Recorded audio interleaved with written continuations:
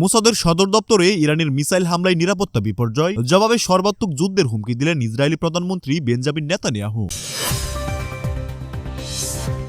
ইসরায়েলকে রুখতে প্রয়োজনে সামরিক হস্তক্ষেপের ইঙ্গিত এরদোয়ানের, মুসলিম বিশ্বকে একজোট হওয়ার আহ্বান।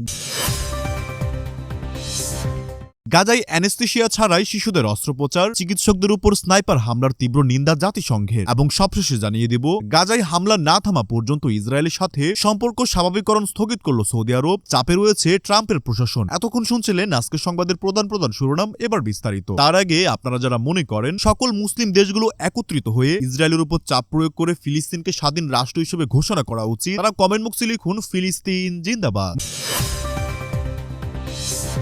মধ্যপ্রাচ্যের পরিস্থিতি এক অভাবনীয় মোড় নিল গত রাতের ঘটনায়। মোসাদের সদর দপ্তরে ইরানের নজিরবিহীন মিসাইল হামলার পর পুরো অঞ্চল এখন বারুদের স্তূপে পরিণত হয়েছে। তেহরান দাবি করছে তাদের ছোড়া হাইপারসোনিক মিসাইলগুলো ইসরায়েলের গর্বিত আয়রন ডোমকে ফাঁকি দিয়ে মোসাদের গোপন বৈঠকে আঘাত এনেছে। আইআরজিসি এক জরুরি বিবৃতিতে জানিয়েছে, এ হামলায় মোসাদের বেশ কয়েকজন শীর্ষস্থানীয় কমান্ডার এবং গোয়েন্দা কর্মকর্তারা নিহত হয়েছেন, যারা মধ্যপ্রাচ্যে ইরানের স্বার্থ বিরোধী নানা অপারেশনের পরিকল্পনা করছিলেন। এদিকে তেল আবিবে এখন থমথমে অবস্থা। হামলার পরপরই ইসরায়েলি প্রধানমন্ত্রী বেঞ্জামিন নেতানিয়াহু জরুরি নিরাপত্তা ক্যাবিনেট বা যুদ্ধকালীন মন্ত্রিসভা বৈঠক ডাকেন। বৈঠকে নেতানিয়াহু অত্যন্ত ক্ষুব্ধ প্রতিক্রিয়া ব্যক্ত করেছেন। তিনি স্পষ্ট ভাষায় হুঁশিয়ারি দিয়েছেন যে ইরান আজ রাতে যে ভুল করেছে তার চড়া মূল্য তাদেরকে দিতে হবে। যারা আমাদের উপর আঘাত আনবে আমরা তাদের অস্তিত্ব সংকটে ফেলে দেব। ইসরায়েলি প্রতিরক্ষা বাহিনী বা আইডিএফ এর মুখপাত্র জানিয়েছে, তারা ইরানের পারমাণবিক স্থাপনা এবং তেলের খনিগুলোকে লক্ষ্যবস্তু করে পাল্টা বড় ধরনের হামলা করার প্রস্তুতি নিচ্ছে। নিরাপত্তা বিশ্লেষকরা বলছেন, মোসাদের সদর দপ্তরের সরাসরি আঘাত ইসরায়েলের গোয়েন্দা ব্যবস্থার এক বড় ব্যর্থতা। এতদিন মনে করা হতো তেল আবিবের আকাশ সীমা অভেদ্য, কিন্তু ইরানের হাইপারসোনিক প্রযুক্তি সেই ধারণায় ফাটল ধরিয়েছে। এই ঘটনার পর শুধু ইরান বা ইসরায়েল নয়, পুরো মধ্যপ্রাচ্য এখন একটি সর্বাত্মক যুদ্ধের দ্বার প্রান্তে।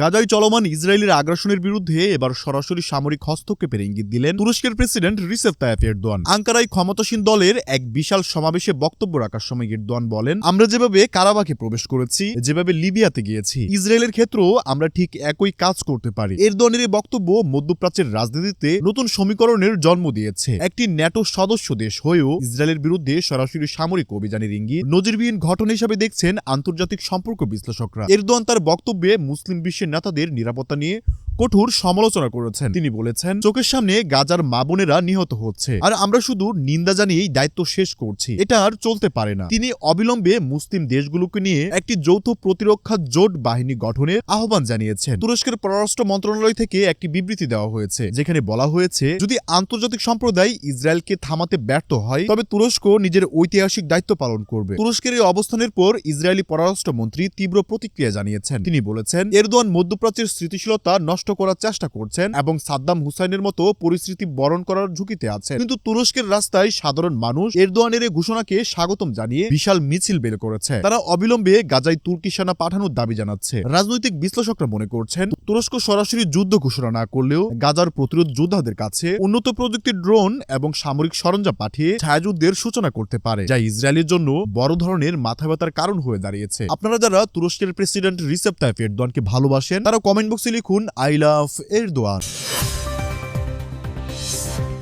গাজার হাসপাতালগুলোতে এখন যে দৃশ্য দেখা যাচ্ছে তাকে নরকের সাথে তুলনা করলেও কম হয়ে যাবে। জাতিসংঘ এবং আন্তর্জাতিক রেড ক্রসের সর্বশেষ প্রতিবেদনে উঠে এসেছে এসব লোমহর্ষক সব তথ্য। চিকিৎসা সরঞ্জামের চরম সংকট এবং অবিরাম বোমা হামলার কারণে গাজার চিকিৎসকেরা এখন বাধ্য হয়েই কোনো প্রকার অ্যানেস্থেশিয়া বা অবস্করণ ওষুধ ছাড়াই আহত শিশুদের অস্ত্রোপচার করছেন। হাসপাতালের করিডোরে শিশুদের আর্তনাদ এবং স্বজনদের কান্নায় বাতাস ভারী হয়ে উঠেছে। ডাক্তাররা বলছেন, তাদের চোখের সামনে শিশুরাই যন্ত্রণায় ছটফট করতে করতে মারা যাচ্ছে, কিন্তু তাদের হাতে কোনো ব্যথানাশক ঔষধ নেই। গাজার আল আকসা হাসপাতালের একজন প্রধান সার্জন কান্নাজড়িত কণ্ঠে বলেন, আমরা ডাক্তার, আমরা জীবন বাঁচাতে চাই, কিন্তু আমাদের হাতে কিছুই নেই। তিনি আরো বলেন, শুধু ঔষধের সংকট নয়, হাসপাতালের জানালার কাছে গেলেই ইসরায়েলি স্নাইপাররা লক্ষ্যবস্তু করছে ডাক্তার এবং নার্সদের। কেউ জানালার কাছে গেলেই তাকে গুলি করা হচ্ছে। জাতিসংঘের মানবাধিকার কমিশন এই ঘটনাকে মানবতার বিরুদ্ধে অপরাধ হিসেবে আখ্যায়িত করেছেন। তারা বলেছেন, যুদ্ধের সময় কিছু নিয়ম থাকে, কিন্তু গাজায় ইসরায়েল সব নিয়ম লঙ্ঘন করেছে। স্বাস্থ্যকর্মীদের উপর স্নাইপার হামলা এটা সরাসরি মানবাধিকার লঙ্ঘন। বিশ্ব স্বাস্থ্য সংস্থা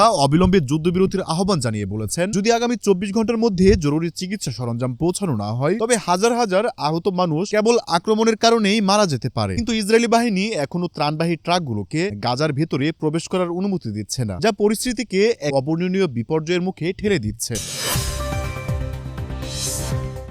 গাজার রাফা সীমান্তে কূটনৈতিক উত্তেজনা এখন চরমে। সৌদি আরব থেকে পাঠানো শত শত ট্রাকের বিশাল এক ত্রাণবহর সীমান্তে আটকে দিয়েছে ইসরায়েলি নিরাপত্তা বাহিনী। এই ত্রাণবহরে ছিল হাজার হাজার টন খাদ্য, জরুরি ঔষধ, তাঁবু এবং বিশুদ্ধ পানি, যা গাজার দুর্ভিক্ষ পীড়িত মানুষের জন্য জীবন রক্ষাকারী হতে পারত। রিয়াদ থেকে বারবার অনুরোধ করা সত্ত্বেও ইসরায়েলি নিরাপত্তা তল্লাশির অজুহাতে গত 3 দিন ধরে এই ট্রাকগুলোকে আটকা রাখা হয়েছে। প্রখর রোদে ট্রাকের ভিতরে থাকা অনেক পচনশীল খাদ্যদ্রব্য নষ্ট হতে শুরু হয়েছে বলে খবরে পাওয়া গেছে। এই ঘটনায় তীব্র নিন্দা প্রকাশ করলেন সৌদি আরবের ক্রাউন প্রিন্স মোহাম্মদ বিন সালমান। রিয়াদে এক জরুরি সংবাদ সম্মেলনে তিনি বলেন, ক্ষুধার্ত মানুষকে খাদ্য পৌঁছাতে বাধা দেওয়া কোনো আত্মরক্ষা নয়, বরং এটি সরাসরি যুদ্ধাপরাধ। ইসরায়েল ইচ্ছাকৃতভাবে গাজার জনগণকে ভাতে মারতে চাইছে। সৌদি আরব এটি কিছুতেই মেনে নেবে না। তিনি আন্তর্জাতিক সম্প্রদায়কে হুঁশিয়ারি দিয়ে বলেন, যদি এই ত্রাণবাহী বহরকে অবিলম্বে গাজায় প্রবেশ করার অনুমতি না দেওয়া হয় তবে এর পরিণত হবে খুবই ভয়াবহ। সৌদি আরব তখন আর কেবল কূটনৈতিক ভাষায় কথা বলবে না। সৌদি আরবের এই কঠোর অবস্থানের পর আমেরিকা ও মিশরের মধ্যস্থতাকারীরা পরিস্থিতি সামাল দেওয়ার চেষ্টা করছে, কিন্তু সীমান্তে আটকে থাকা ত্রাণকর্মীরা জানাচ্ছে ইসরায়েলি সেনা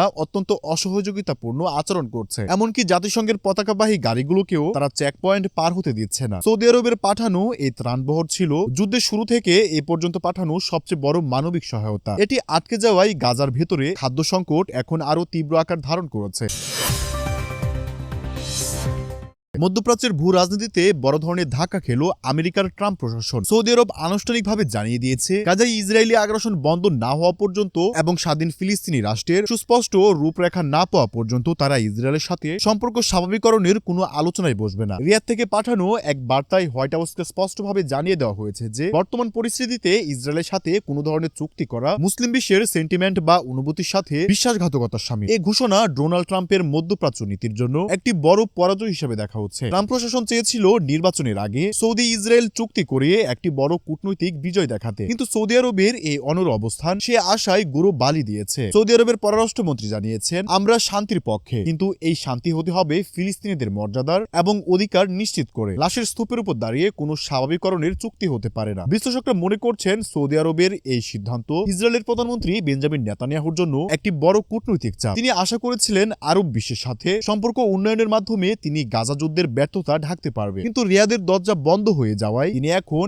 আরো বেশ আন্তর্জাতিক চাপের মুখে পড়লেন। অন্যদিকে ট্রাম্পের প্রশাসন রিয়াদকে রাজি করাতে গোপনে চাপ প্রয়োগ করেছে বলে খবর বেরিয়েছে, কিন্তু সৌদির রাজপ্রাসাদ সূত্র জানিয়েছে ক্রাউন প্রিন্স মোহাম্মদ বিন সালমান এবার ফিলিস্তিন ইস্যুতে কোনো ছাড় দিতে নারাজ। তিনি মনে করেন এখন ইসরায়েলকে ছাড় দিলে আরব বিশ্বের সৌদি আরবের নেতৃত্ব প্রশ্নবিদ্ধ হবে। দর্শক, এই ছিল এখনকার মতো সর্বশেষ আন্তর্জাতিক সংবাদ। দেখা হচ্ছে আমাদের পরবর্তী ভিডিওতে। তার আগে আপনি পৃথিবীর কোন প্রান্ত থেকে দেখছেন আমাদের ভিডিও অবশ্যই কমেন্ট করে আমাদের জানিয়ে দিতে পারেন। ভিডিওটি শেষ করার আগে আজকের ভিডিও শিরোনামগুলো জানিয়ে দিচ্ছি আরো একটিবার।